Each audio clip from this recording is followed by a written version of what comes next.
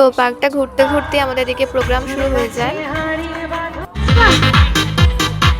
আমার চোখে যে দেখো দেখো যে ভাঙা মনে।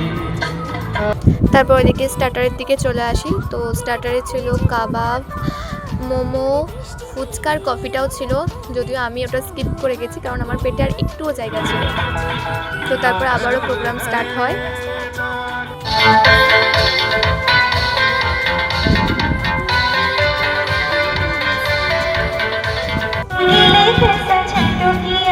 তারপর আমাদের এখানে মিউজিক বল হয়।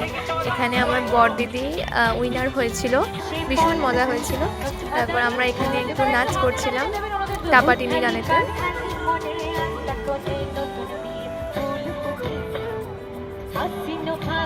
ভীষণ মজা করেছে এই দিনটা। তো বাকি পার্টগুলো খুব তাড়াতাড়ি আসছে। এটা